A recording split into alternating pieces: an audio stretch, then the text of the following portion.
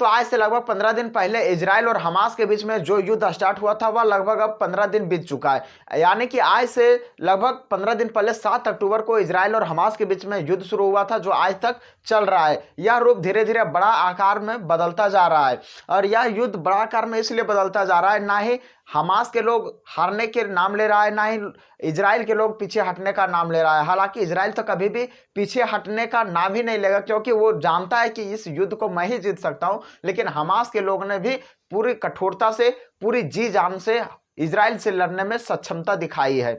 अब यह युद्ध ने एक बड़ा मोड़ लिया है और गाजा में एक बहुत बड़ा आक्रमण हुआ है। क्या इसमें इजराइल की चाल है या किसी अन्य तीसरे पार्टी की चाल है, आइए अब हम लोग इसको समझते हैं, जिससे देखकर दुनिया के सारे देश ने निंदा किया है, कोई भी देश ने प्रशंसा नहीं किया है।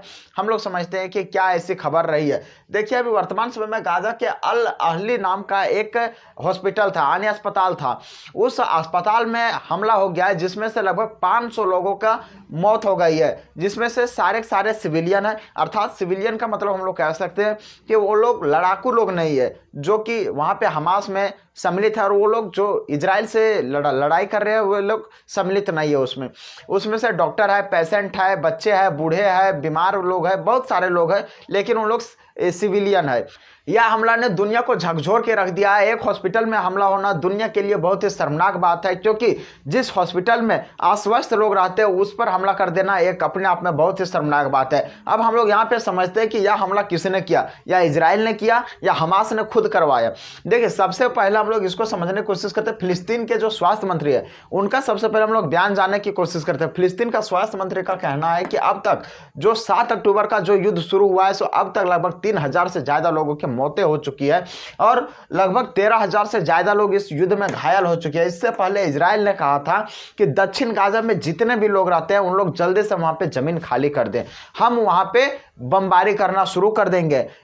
यहाँ फिलिस्तीन का कहना है कि गाजा में हुए हमले पर इजराइल का ही चाल है, बट इजराइल का कहना है कि इससे मुझे कोई भी पता तक भी नहीं है कि यह हमला किसने करवाया और क्यों करवाया। मैंने तो इसे करवाया ही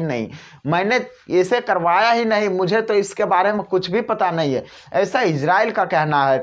अब यहाँ पे देखिए, इसके साथ साथ इजराइल ने गाजा में क्या कर रखा है कि वहाँ पे जितने भी आवश्यक सामग्री है, चावल, दाल, इजली, बिजली, जो भी है, जितने भी आवश्यक सामग्री है, सभी को उन्होंने बंद करके रखा हुआ है। उनका बॉर्डर सील कर दिया है। गाजा का जो बॉर्डर है वो चारों तरफ से सील कर दिया। इधर मिस्र को भी धमकी दे दिया है कि तुम इसे किसी भी प्रकार का कोई भी सहयोग नहीं करोगे। अगर तुम किसी भी प्रकार के कोई सहयोग करते हो तो इसका खामियाजा भुगतने के लिए तुम तैयार रहना।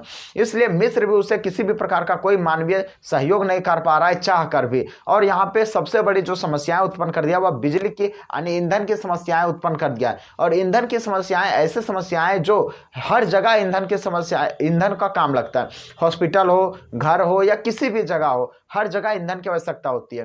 हॉस्पिटलों में भी ऐसे बड़े बड़े मशीन है जो बिना बिजली के, बिना ईंधन के बंद पड़े हुए हैं। ऐसे घरों में भी लोगों के लिए अब किल्लतें उत्पन्न होने लगी है। चावल, दाल व अन्य आवश्यक सामग्री को लेकर हमले किया जा रहा है। और इजराइल का कहना है कि ये मेरा हमला नहीं है, ये किसी दूसरे पार्टी का हमला। अभी तक ये इजराइल को पता नहीं चल पाया है कि ये किसका हमला। हालांकि इजराइल को यह पता होगा कि ये किसका हमला है। ये हमास के किसी थर्ड पार्टी यानी गाजा पट्टी में रहने वाले किसी तीसरे आतंकवादी समूह का ये हमला है।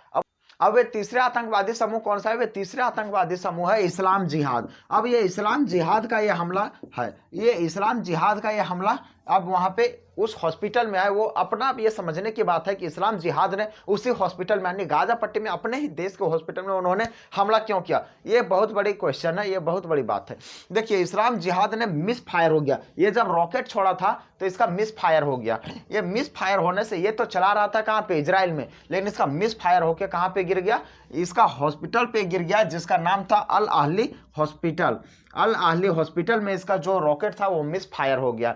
अब इसके बाद इसके ना ही हिजबुल्ला समुदाय के लोगों को पता था सबसे शुरू में, ना ही वहाँ के जो हमास समुदाय के लोग थे उनको पता था। लेकिन इसके बारे में इजराइल ने इससे जानकारी दी, अरे भैया तुमरे यहाँ से रॉकेट चला और तुमरे यहाँ किसी दूसरे व्यक्ति ने चलाया है जो यहाँ पे जाके गिरा हुआ है, और मेरे बारे में क्यों ब्लेम कर रहे हो? मैं इसके बारे में कुछ नहीं जानता। खैर, ये तो हुआ इसका हॉस्पिटल की बात। अब हम लोग चर्चा करते हैं कि बाइडेन ने इतना रिस्क लेकर ये दौरा क्यों कर रहे हैं।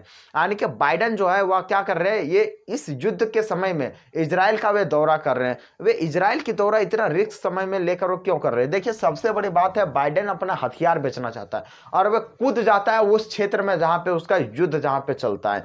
देखिए, अभी अभी यहाँ पे क्या हुआ कि पिछले बार ये हथियार बेचा था इजराइल को, अब इसको समझ में नहीं आ रहा है कि क्या क्या करना है, क्या क्या नहीं। सो इसलिए बाइडेन सबसे पहले जाके इजराइल के नेतन्याहू से मिला, यानी इजराइल के प्रधानमंत्री नेतन्याहू से मिला, उनको कुछ सलाह देगा कि किस प्रकार से तुमको हथियार कहाँ कहाँ से देना है। वो चाहता है, बस अमेरिका एक ही बात चाहता है हमेशा कि दुनिया में कोई भी देश यानी कहीं भी मार हो, सिर्फ अमेरिका का हथियार होना चाहिए, दुनिया में किसी दूसरे देश का हथियार नहीं होना चाहिए। और इजराइल भी वही काम करेगा, जब ज़्यादा भयानक, जब युद्ध का जब आकृति जब बड़ा होगा, जब बड़ा रूप ले लेगा, इजराइल भी हथियार मंगाना कहाँ से शुरू कर देगा, फिर से अमेरिका से ही लेगा। और इसीलिए अमेरिका के जो राष्ट्रपति हैं जो बाइडेन, वे हमेशा दौरा करते रहते हैं। इतना रिस्क लेना इसके लिए कोई आम बात नहीं है। समझिए, जब हम लोग के G20 के समिट में जब ये हम लोग के देश आए थे जो बाइडेन, तो हम लोग समझ रहे थे वाह अमेरिका के राष्ट्रपति हमारे देश आ गए, वाह अमेरिका के राष्ट्रपति हमारे देश आ गए। और अभी इतना रिस्क लेकर बिना बुलाए जो कहाँ पे चले गए, इजराइल में चले गए। आप लोग यहाँ पे थोड़ा सा दिमाग लगाने की बात है, समझ सकते हैं। अब दुनिया के विभिन्न देश गुटों में बंटना शुरू हो गया है। अब ये गुटों में क्यों बंट रहा है? कुछ लोग जो अरब कंट्री वाले लोग हैं, वो लोग किसके समर्थन में, फिलिस्तीन के समर्थन में, गाजा के समर्थन में, तो वही कुछ लोग जैसे भारत जैसे अमेरिका जैसे बड़े देशों का समर्थन किसके साथ है? इजराइल के साथ है। और चीन का समर्थन, आप लोगों के मन में बहुत बड़ा सवाल उठता होगा, सर चीन का समर्थन किसके साथ है? आप लोगों को बता देना चाहता हूं कि चीन का समर्थन साफ साफ है वही देशों के लिए जो दुनिया के और भी अरब देश समर्थन करते हैं। अर्थात हम कह सकते हैं फिलिस्तीन के लिए चीन का समर्थन बहुत बड़ा है, क्योंकि पाकिस्तान भी फिलिस्तीन को समर्थन करता है।